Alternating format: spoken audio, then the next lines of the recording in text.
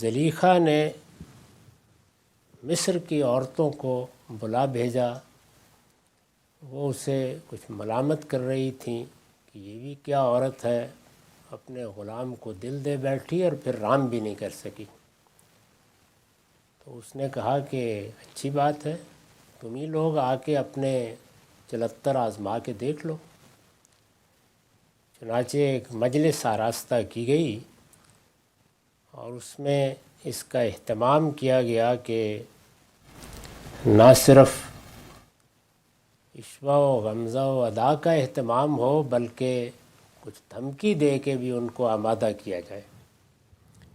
اس کی تفصیلات بھی ہم اس سے پہلے دیکھ چکے ہیں۔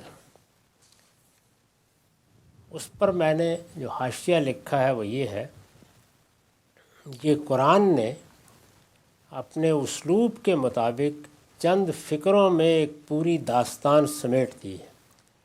میں یہ عرض کر چکا ہوں کہ اس طرح کے واقعات قرآن مجید ہمیشہ بہت مختصر طریقے سے بیان کرتا ہے۔ قرآن کی اپنی ایک شان ہے۔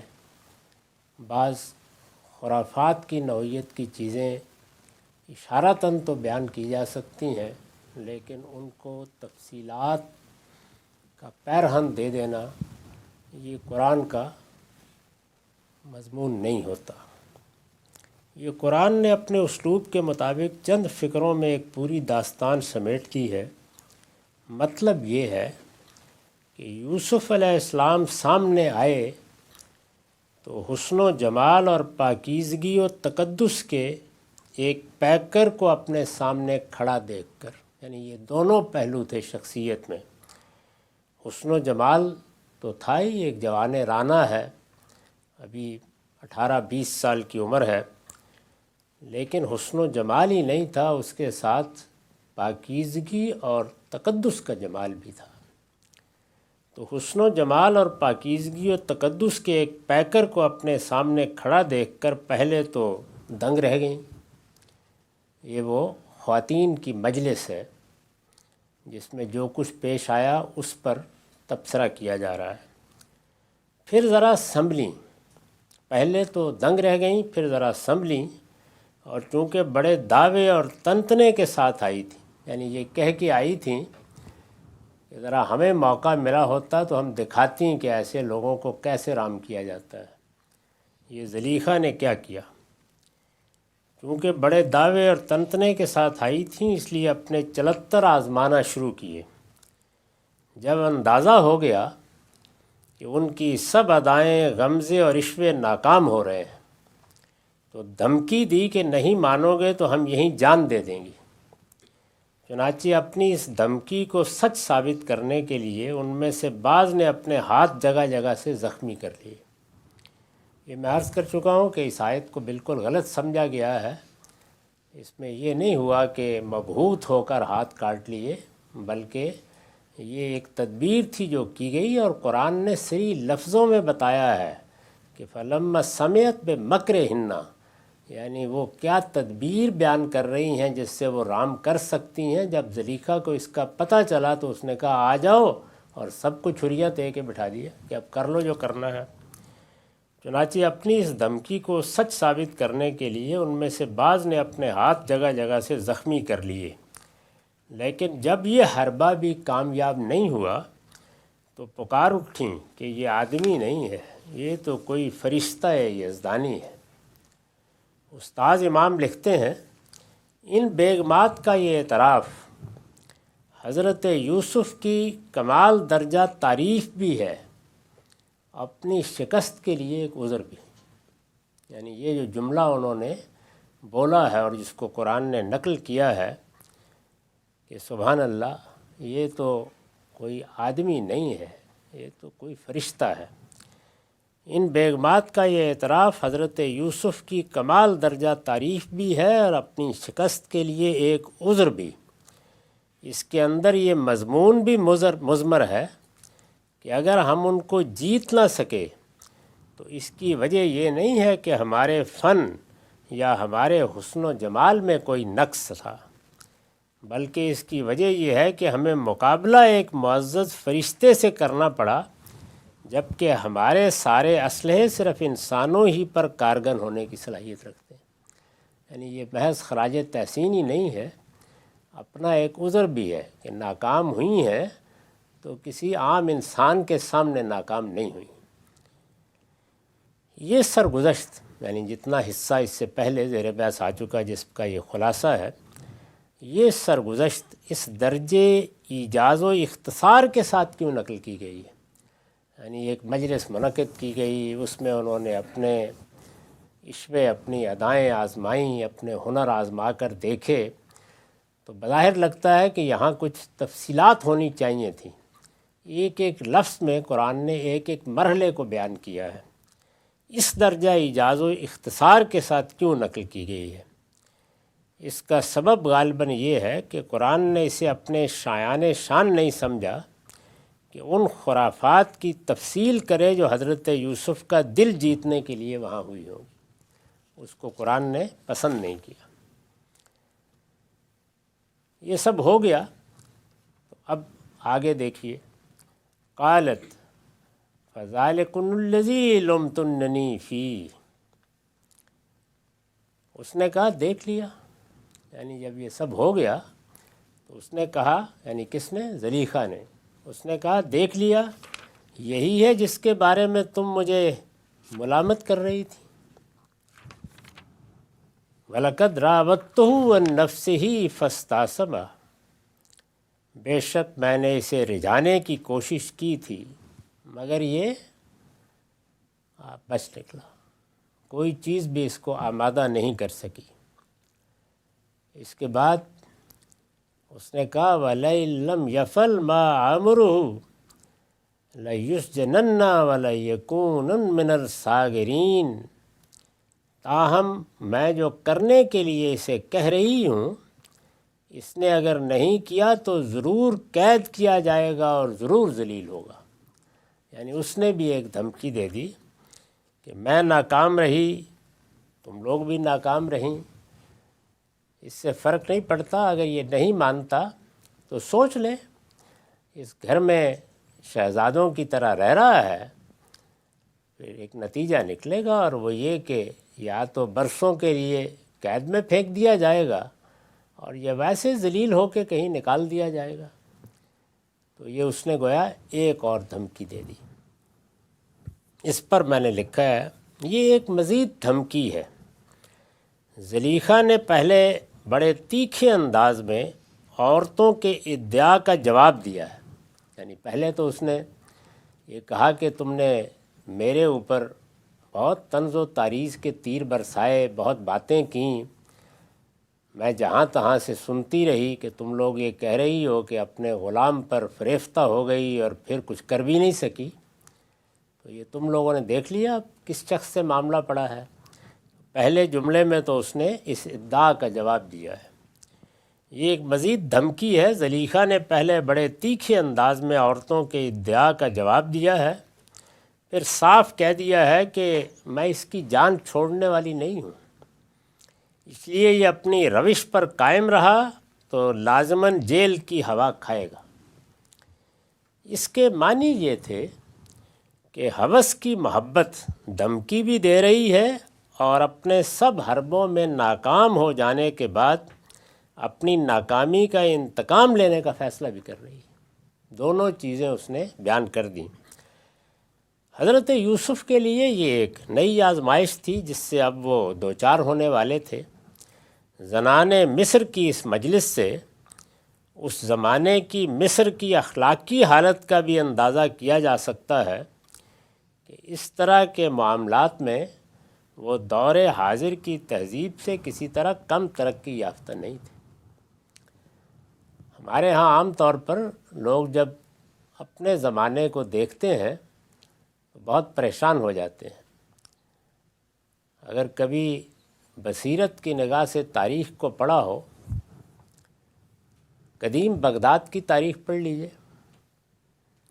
سلطنت روما کی تاریخ پڑھیے، یونان کی تاریخ پڑھیے، اس سے پہلے کی بعض تہذیبوں کو دیکھیے، تو جس طرح کے ثقافتی مظاہر، جس طرح کی جنسی بے روی، جس طرح کے ذہنی تصورات اب ہمیں بہت پریشان کر دیتے ہیں، یہ اس زمانے سے زیادہ بڑے پیمانے پر نظر آتے ہیں۔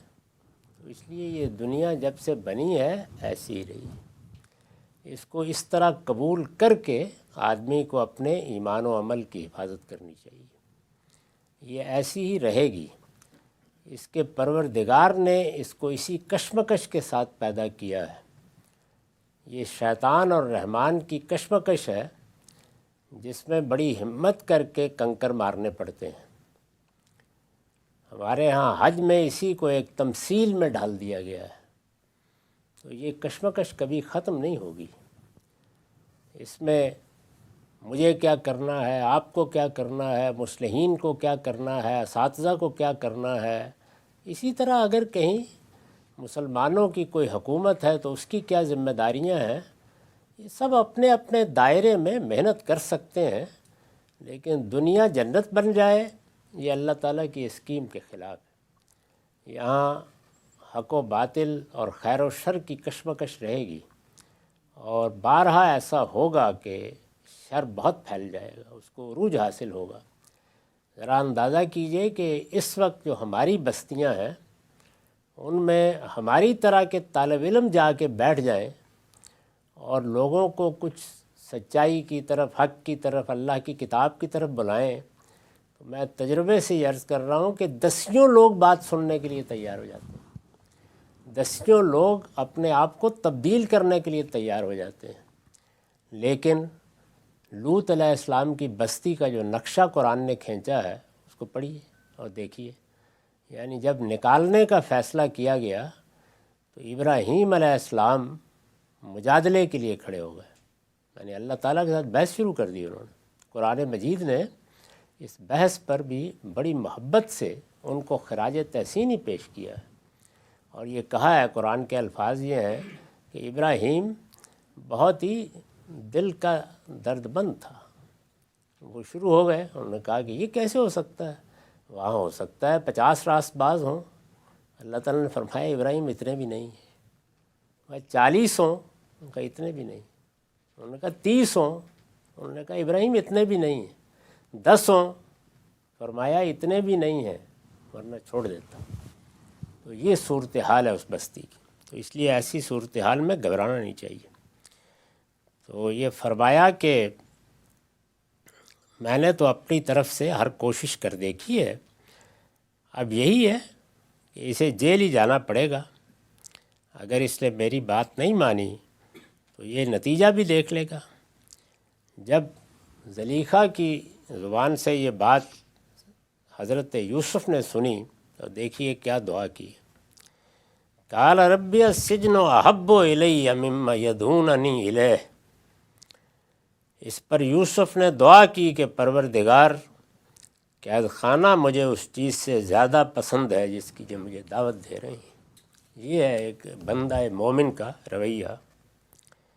قید خانہ مجھے اس چیز سے زیادہ پسند ہے جس کی یہ مجھے دعوت دے رہی ہیں۔ وَإِلَّا تَصْرِفْ عَنِّي كَيْدَهُنَّ أَصُبْ إِلَيْهِنَّ وَأَكُن مِّنَ الْجَاهِلِينَ۔ اب اگر ان کے فریب کو تو نے مجھ سے دفع نہ کیا، یعنی میں نے تو اپنی ساری طاقت نچوڑ دی ہے، اب اگر ان کے فریب کو تو نے مجھ سے دفع نہ کیا تو پروردگار میں ان کی طرف مائل ہو جاؤں گا اور ان لوگوں میں شامل ہو رہوں گا جو جذبات سے مغلوب ہو جاتے ہیں۔ کیا بات ہے اس جملے کی اور اس دعا کی اور اس احساس کی۔ بندہ کس عجز کے ساتھ اپنے آپ کو اپنے رب کے سامنے ڈال دیتا ہے۔ اس پر میں نے لکھا ہے، یہ بڑے عجز کے ساتھ خدا سے مدد کی التجا ہے، جو اپنے ایمان و اخلاق کو بچانے کے لیے پوری طاقت نچوڑ دینے کے بعد ان کی زبان پر آ گئی۔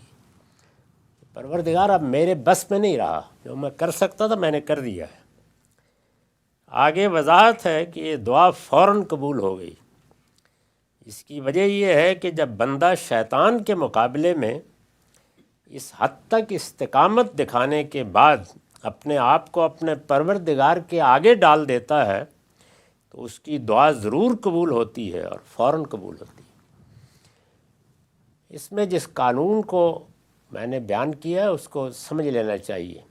یعنی ایک ہے ہماری دنیاوی ضرورتیں، دنیاوی حاجتیں، کسی کے کاروبار میں نقصان ہو رہا ہے، بیماری تکلیف آ گئی، گھر میں کوئی مسئلہ ہے، ان میں بھی اللہ ہی سے بندہ دعا کرتا ہے، اپنی طرف سے تدبیر بھی کرتا ہے، علاج بھی کرتا ہے، لیکن یہ ضروری نہیں ہوتا کہ دعائیں قبول ہو جائیں. قبول بھی ہوتی ہیں، اللہ کرم بھی فرماتا ہے، اس لیے کہ جو دنیا امتحان کے اصول پر بنائی گئی ہے اس میں یہ طریقہ نہیں اختیار کیا جا سکتا. ایک مجموعی حکمت ہوگی جس میں بندے کے لیے کیا بہتر ہے، جس معاملے میں دعا کی جا رہی ہے وہ اس امتحان سے متعلق کس نوعیت کے مسائل پیدا کر دے گی، جس دنیا میں وہ رہ رہا ہے اس میں اس کا کیا مقام ہے. یہ سب چیزیں دیکھنے کے بعد اللہ تعالیٰ چاہتے ہیں تو دعا قبول کرتے ہیں، چاہتے ہیں تو قبول نہیں کرتے.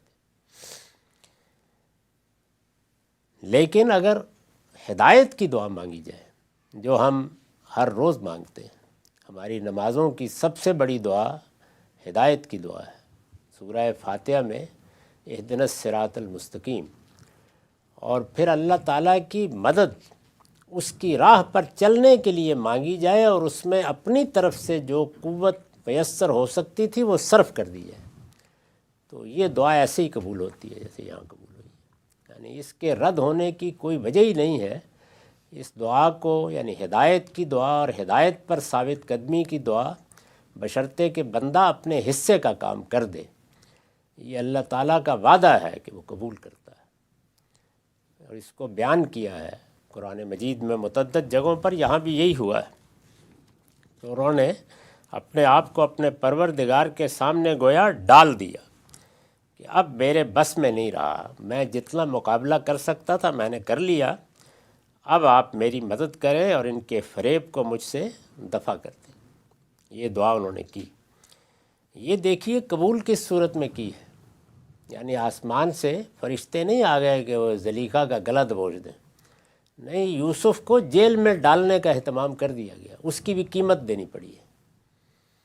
یعنی اس محل میں نہیں ہوئی.